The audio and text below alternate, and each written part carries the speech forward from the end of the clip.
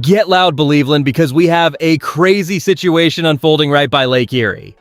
A glaring mistake from last year is finally catching up with the franchise. The coaching staff is desperately trying to flip a struggling young quarterback for some valuable draft capital. We are hearing loud whispers that our old head coach might actually bail us out of this massive mess. You will not believe the bizarre strategy our new boss is using to bait another team. Drop a like and subscribe to the channel immediately before I reveal this unbelievable front office masterclass. The Cleveland Browns find themselves at a crossroads with young quarterback Dillon Gabriel as training camp kicks off for the 2026 season. Drafted in the 3rd round just 1 year ago, Gabriel was once viewed as a promising developmental prospect, but he is now firmly entrenched as the 3rd-string option behind Deshaun Watson and Shedeur Sanders, with rookie Taylon Green also competing for space. Fans are feeling a sense of frustration regarding this situation because the organization clearly expected more from such a high draft investment. According to ESPN reporter Daniel Oyefusi, head coach Todd Monken offered a lukewarm update on Friday, stating that Gabriel is a good player who prepares like he will receive first-team reps. While the coach intended this as a compliment regarding his work ethic, the underlying message is clear. Gabriel is not currently in the mix to see the field this season. What nobody is talking about is how the team might be inflating his value to facilitate a departure. We have to wonder if they are trying to put him in the shop window for a trade. The Atlanta Falcons appear to be a logical destination given their current roster needs and the presence of their head coach, who originally favored selecting Gabriel. If the team is indeed looking to recoup draft capital after failing to integrate him into the starting rotation, we need to ask if they can actually pull off a deal for a day 3 pick before the season starts. How does the front office justify this potential loss to the fans who were promised a future star? The most surprising development surrounding our 3rd-string quarterback is the quiet organizational strategy to inflate his trade value through calculated public praise. We find ourselves in this situation because the front office invested a high 3rd-round pick in Dillon Gabriel just last year, an aggressive gamble that simply has not yielded the on-field results we expected for a roster with championship aspirations. While he struggles to climb past Deshaun Watson, Shedeur Sanders, and Taylon Green on the depth chart, the coaching staff is clearly attempting to salvage a return on that investment. Here's the thing nobody wants to say. The team is likely terrified of cutting him outright and admitting the selection was a complete draft bust. Historical parallels are few because rarely does a team shift philosophy so rapidly, moving from a prized developmental prospect to a redundant asset in just 12 months.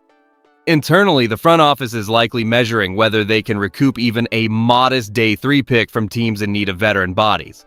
This calculated narrative of his preparation is meant to create a veneer of professionalism that scouts might find attractive during trade inquiries. We have seen this cycle before where a player is propped up by coaching staff endorsements until a suitor is found. If the goal is to move on, we have to look toward desperate organizations that might value a familiar face, such as the Atlanta Falcons, who could utilize him as a temporary bridge while their own starters work through lingering health issues. It is a cold business, but this is the necessary reality of roster management in the modern league. So that is the official news update. But now let us look at what this actually means for our organization. Here is what people are missing when we analyze the future of Dillon Gabriel within our quarterback room.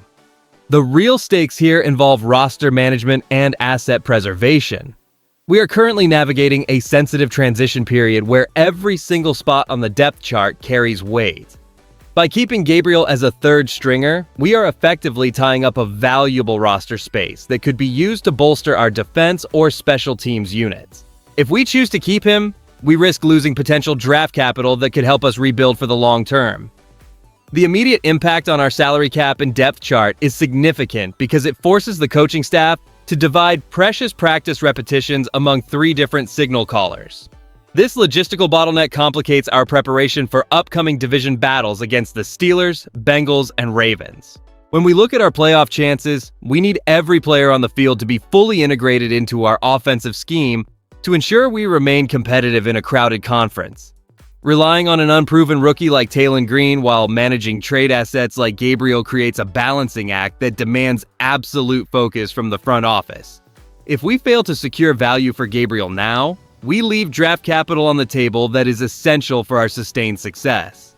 We must remain vigilant during training camp, as these personnel decisions will ultimately dictate whether we have the depth required to survive a grueling 17-game season and make a legitimate run at the postseason this year.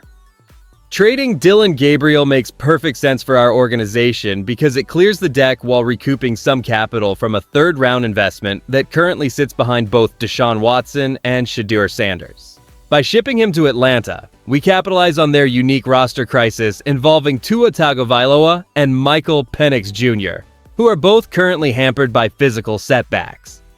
The upside is clear as we gain a draft pick while helping a former coach reunite with a player he clearly valued during his tenure.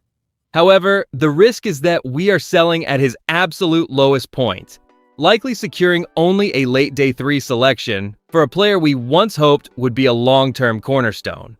Analysts and league insiders seem divided, with some noting that Coach Todd Monken is merely inflating Gabriel's trade value by publicly praising his work ethic rather than his actual performance. And the more I look at this, the prospect of Atlanta needing a healthy southpaw to bridge the gap while their starters recover appears to be the only realistic market interest we have. Here is where I land on this move. I honestly believe the front office is overestimating how much interest teams will have in a third stringer who struggled to make an impact during his first year. While the praise from Monken regarding how Gabriel prepares for first-team reps is a nice touch for the media, it feels more like a calculated sales pitch to entice a desperate team to pull the trigger. We should take whatever minimal compensation we can get and move forward with our current quarterback room focused on the upcoming season. When we step back and weigh the current state of our quarterback room against the potential for a trade, the reality of our team strategy becomes crystal clear. This is where it gets real for the Browns because we are essentially choosing between investing in our future or recouping assets from past draft mistakes. Moving on from a third-round selection after just 1 year signals that the front office is prioritizing immediate impact over long-term development of unproven backups. As fans, we should feel a sense of cautious optimism, knowing that management is finally being proactive in correcting errors, rather than letting dead weight linger on the roster. Holding on to a player who no longer fits the scheme serves no one. So if we can leverage the positive comments from Todd Monken to secure a late-round pick, it remains a sound tactical maneuver. We must demand this level of accountability as we navigate a competitive landscape where every single roster spot carries weight toward our playoff aspirations. The shift from holding on to unproven talent to seeking tangible value suggests a front office that is tired of waiting around for potential to turn into production. It is a mature approach that reflects the gravity of our goals for the upcoming season.